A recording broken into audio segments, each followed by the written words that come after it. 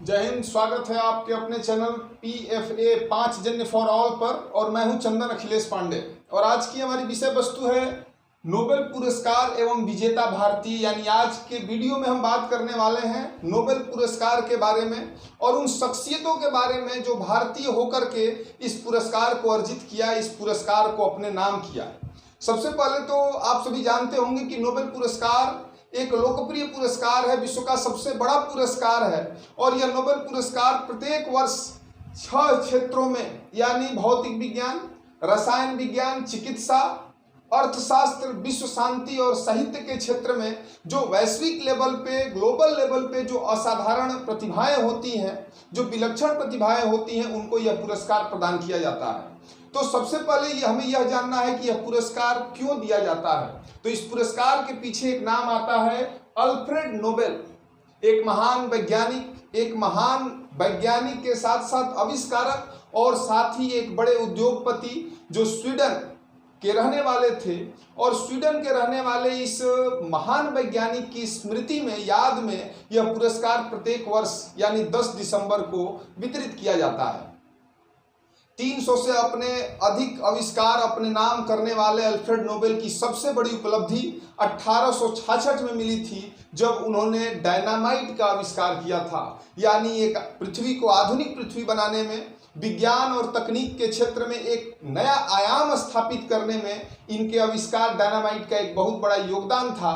और किंवदंतियां यह भी कहती हैं कि डायनामाइट के आविष्कार से खुद अल्फ्रेड नोबेल भी संतुष्ट नहीं थे, क्योंकि यह वही डायनामाइट है जो प्राकृतिक संसाधनों के रूप को रूपांतरित करने का काम किया।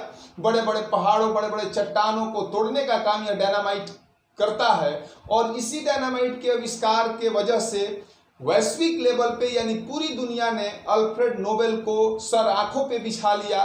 तमाम प्रकार की ख्यातियां मिली, प्रसिद्धियां मिली और संपत्ति भी मिला। और उसी संपत्ति को साथ लेकर के 1895 में यानी अपने मृत्यु के ठीक 1 साल पहले, मैं सबसे पहले आपको बता दूं कि अल्फ्रेड नोबेल स्वीडन के रहने वाले थे, जिनका जन्म 21 अक्टूबर 1833 में हुआ था। यानी 21 अक्टूबर 1833 को उनका जन्म हुआ था और उनकी मृत्यु 10 दिसंबर 1896 में यानी दिसंबर 10, 1896 को उनकी मृत्यु हुई थी। और यही वो 10 दिसंबर है, यही वो पुण्यतिथि है जो उनकी याद में इस पुरस्कार को वैश्विक स्तर पे प्रदान किया जाता है। और मैं बात कर रहा था डायनामाइट के आविष्कार, यानी 1866 में जब डायनामाइट का आविष्कार हुआ, तमाम प्रकार के प्रसिद्धियां उनके खाते में आ गई।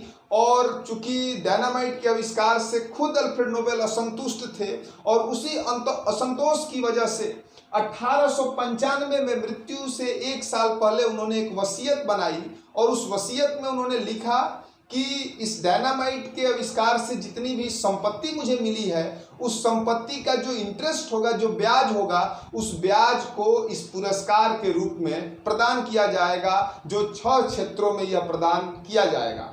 और मैं आपको बता दूं कि रॉयल एकेडमी ऑफ साइंस, जो कि स्वीडन की एक ट्रस्ट है, स्वीडन जिसकी राजधानी स्टॉकहोम है, और इसी स्टॉकहोम जगह पे रॉयल एकेडमी ऑफ साइंस के द्वारा प्रतिवर्ष यह पुरस्कार प्रदान किया जाता है। पुरस्कार के रूप में 4.5 करोड़ रुपए नगद के साथ साथ 23 कैरेट सोने का 200 ग्राम वजनी एक गोल्ड मेडल यानी स्वर्ण पदक और एक प्रशस्ति पत्र यानी सर्टिफिकेट भी इस पुरस्कार के रूप में प्रदान किया जाता है। तो ये था नोबेल पुरस्कार का इतिहास, यानी नोबेल पुरस्कार क्यों दिया जाता है। 1866 का ही वो आविष्कार था डायनामाइट, और उसी आविष्कार के बदौलत वो मिलने वाली संपत्ति और उस संपत्ति पे मिलने वाला ब्याज इस पुरस्कार के रूप में प्रदान किया जाता है। आइए अब हम जानते हैं उन शख्सियत के बारे में जो भारतीय थे और भारतीय होकर के इस सफलता को, इस मुकाम को, इस खिताब को अपने नाम किया था। तो सबसे पहले हम बात करते हैं रविंद्रनाथ टैगोर यानी गुरुदेव रविंद्रनाथ टैगोर, जिन्होंने हमारे राष्ट्रीय गान जनगण मन की रचना की थी। और गुरुदेव रविंद्रनाथ टैगोर 1913 में साहित्य के क्षेत्र में नोबेल पुरस्कार प्राप्त किए थे और टैगोर साहब वो पहले भारतीय थे जिनको नोबेल पुरस्कार प्राप्त हुआ था। रविंद्रनाथ टैगोर के बाद दूसरा नंबर आता है चंद्रशेखर वेंकट रमन का, जिनको 1930 में यह पुरस्कार प्रदान किया गया था। भौतिक शास्त्र के क्षेत्र में इनको यह प्रदान किया गया था और भौतिक शास्त्र में प्रकाश के ऊपर जो इनकी अवधारणा थी उस अवधारणा को साथ में लेकर के चंद्रशेखर वेंकट रमन को यह पुरस्कार दिया गया था। और विज्ञान के विद्यार्थी आप रमन इफेक्ट के बारे में जानते हैं, वो रमन इफेक्ट इन्हीं के द्वारा प्रतिपादित किया गया था। तीसरे नंबर पर नाम आता है डॉक्टर हरगोविंद खुराना, जिनको 1968 में चिकित्सा के क्षेत्र में यह पुरस्कार प्रदान किया गया था। यानी हरगोविंद खुराना को 1968 में आनुवांशिक कोड यानी जेनेटिक कोड के सिद्धांतों को और साथ ही साथ प्रोटीन संश्लेषण पर जो इनकी थ्योरी थी उस थ्योरी को आधार बना करके यह पुरस्कार प्रदान किया गया था। चौथे नंबर पर नाम आता है अल्बानिया की रहने वाली मदर टेरेसा, जो 1929 में भारत आती हैं, कलकत्ता में रह जाती हैं और साथ ही साथ अपने सेवा भाव के द्वारा भारत में महिलाओं की दशा, पुरुषों की दशा, बच्चों की दशा को सुधारने के लिए उनकी दिशा को बदलने का बीड़ा उठाती हैं और इसके लिए मदर टेरेसा को शांति के क्षेत्र में यह पुरस्कार प्रदान किया जाता है। पांचवा नंबर आता है सुब्रमण्यम चंद्रशेखर, जिनको 1983 में यह पुरस्कार भौतिक शास्त्र के क्षेत्र में दिया गया था और यही वो सुब्रमण्यम चंद्रशेखर थे जिन्होंने खगोल शास्त्र के क्षेत्र में, सौर मंडल के क्षेत्र में हमें और करीब पहुंचाया। उन्होंने अपनी थ्योरी, अपने कॉन्सेप्ट दिए और इसके लिए 1983 में सुब्रमण्यम चंद्रशेखर को यह नोबेल पुरस्कार प्रदान किया गया था। अगला क्रम आता है महान अर्थशास्त्री, जिन्होंने लोक कल्याणकारी अर्थव्यवस्था के कंसेप्ट को प्रतिपादित किया था और अर्थशास्त्र के क्षेत्र में 1998 में यानी 1998 में इनको यह पुरस्कार से नवाजित किया गया था।